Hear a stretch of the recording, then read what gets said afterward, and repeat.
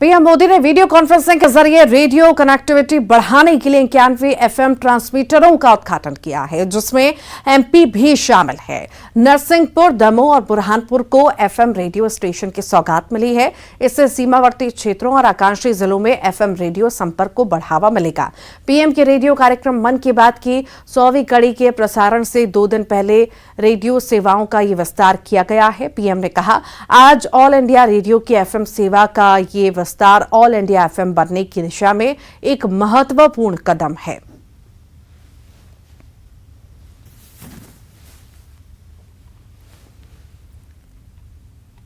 All India radio की FM service का expansion all India FM बनने की दिशा में एक बड़ा और महत्वपूर्ण कदम है।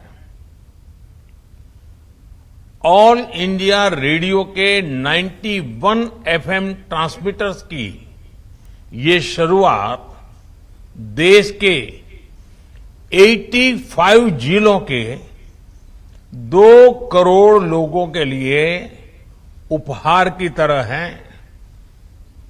एक तरह से इस आयोजन में भारत की विविधता और अलग अलग रंगों की एक झलक भी है। लाडली बहना योजना को लेकर भोपाल में सीएम शिवराज ने खुद महिलाओं के फॉर्म भरवाए हैं। ईदगाह हिल्स में योग केंद्र पहुंचे सीएम ने बहनों से संवाद किया।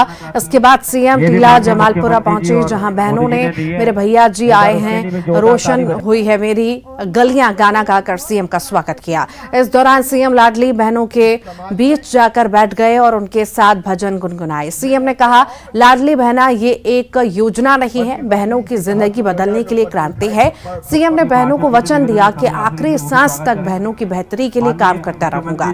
इसके बाद सीएम शिवराज बरखेड़ी और पंचशील नगर भी पहुंचे और बहनों के फॉर्म भरवाए। अब सीएम शिवराज आज रात 9 बजे योजना को लेकर समीक्षा बैठक भी करेंगे। हमारी कुछ बहनें भी आपके साथ संवाद करना चाहती हैं। वचन देता हूं कि जब तक मेरी सांस चलेगी मैं बहनों की भलाई के लिए काम करता रहूंगा। मुख्यमंत्री बनते ही सबसे पहले मैंने तय किया कि गरीब बेटियों की शादी अब मामा करवाएगा। मुख्यमंत्री कन्या विवाह और निकाह योजना बनाई, लाडली लक्ष्मी योजना बनाई। अरे भैया, आन दो बेटी को, पढ़ाऊंगा लिखाऊंगा। अभी कई बार गुस्सा हुआ, बोले निकल घर से। अब मकान जितने प्रधानमंत्री आवास के बन रहे हैं उनमें पति के साथ पत्नी का नाम भी रहेगा। कांग्रेस के राष्ट्रीय अध्यक्ष मल्लिकार्जुन खड़गे के आपत्तिजनक बयान पर एमपी में सियासी पारा चढ़ा हुआ है। वीडी शर्मा ने कांग्रेस पर निशाना साधा और कहा कि इनके खून में जहर भरा है। तो वहीं वीडी शर्मा के बयान को कांग्रेस ने दुर्भाग्यजनक करार दिया।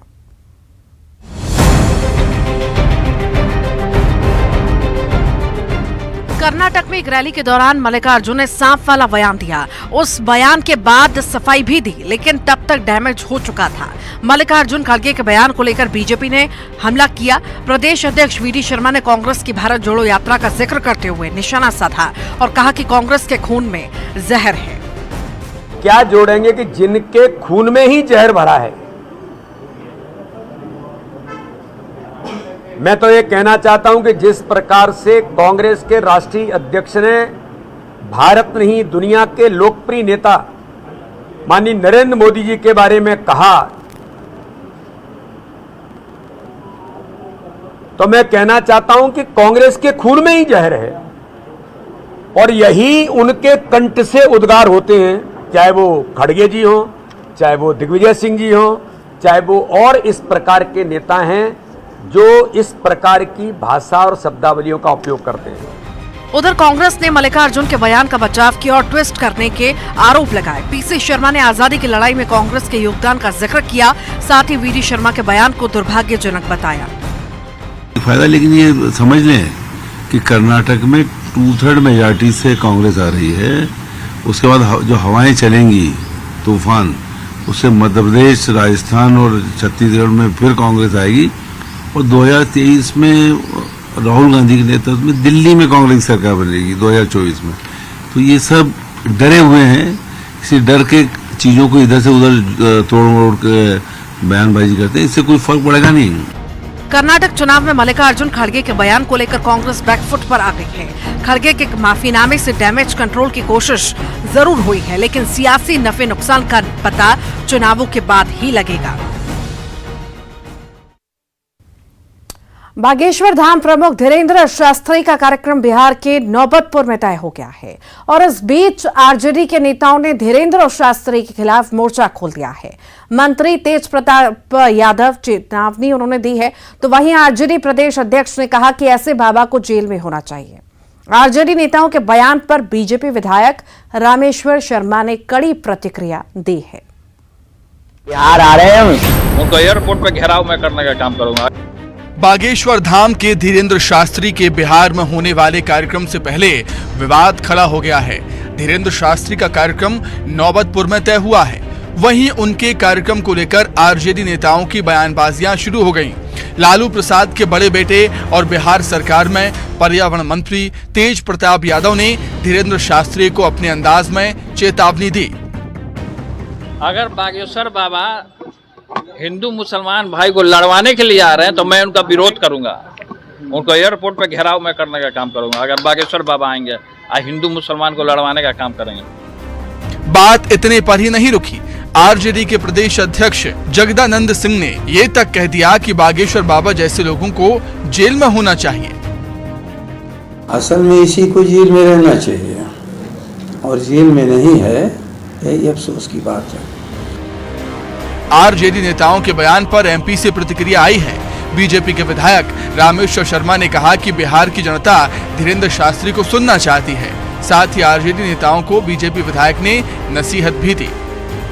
कोई भी साधु संत सन्यासी जानबूझकर किसी धर्म के खिलाफ नहीं बोलता, पर माननीय मुल्ला और मौलवियों से भी थोड़ी सी गुजारिश करो, उनको भी जरा फरमान जारी करो कि अगर तुम हिंदुओं के खिलाफ कुछ बोलोगे तो बर्दाश्त नहीं किया जाएगा। धीरेन्द्र शास्त्री के कार्यक्रम पर हो रहे विवाद और बीजेपी विधायक के बयान पर कांग्रेस ने भी प्रतिक्रिया दी है। पीसी शर्मा ने कहा कि साधु सन्यासी को हिंदू मुस्लिम में बांटना ठीक नहीं। बागेश्वर में हनुमान जी है, उनके साधक हैं, संत हैं। मैं नहीं समझता कि कोई संत हिंदू मुस्लिम की बात करेगा। ये तो सब राजनीतिक पार्टियों के लोग वोट के लिए करते हैं, उनको कोई चुनाव तो लड़ना नहीं जो इस तरह की बात करेंगे। और केवल प्रिज्यूम कर लेना कि वो ऐसा कहेंगे तो ऐसा करेंगे, ये इन बातों का कोई मैं समझता हूँ कि अर्थ नहीं है। हिंदू राष्ट्र की ओंकार भर बागेश्वर धाम प्रमुख इन दिनों खूब सुर्खियां बटोर रहे हैं। उनके बयानों पर सियासी घमासान मचता रहा है। नया विवाद भी सियासी है जो आरजेडी नेताओं की बयानबाजियों से शुरू हुआ है और अब इन सब के बीच बाबा हैं जिनको बिना मांगे प्रचार मिल रहा है। नरसिंहपुर पहुंचे तेलंगाना के बीजेपी विधायक टी राजा ने कहा कि एक संत जब हिंदू राष्ट्र का संकल्प लेकर घूम रहा है तो बिहार आने पर वार्निंग क्यों? बागेश्वर धाम महाराज इससे डरने वाले नहीं हैं। बहुत ही दुर्भाग्य की बात है, बिहार भारत देश में आता है। धीरेन्द्र शास्त्री जी जो कि एक संकल्प लेकर आगे बढ़ रहे कि मेरा भारत देश अखंड हिंदू राष्ट्र बने। जब 50 से अधिक इस्लामिक देश हो सकते हैं, 150 से अधिक ईसाई देश हो सकते हैं, 100 करोड़ वाला हिंदू देश भारत देश क्यों हिंदू राष्ट्र घोषित ना हो? जब एक संत एक संकल्प लेकर पूरे भारत में घूम रहा है, बिहार भी भारत देश में ही है, वहां पर महाराज जी को वार्निंग दिया जा रहा है। जो महाराज जी के ऊपर जो कमेंट करता है ये दुर्भाग्य की बात है। ग्वालियर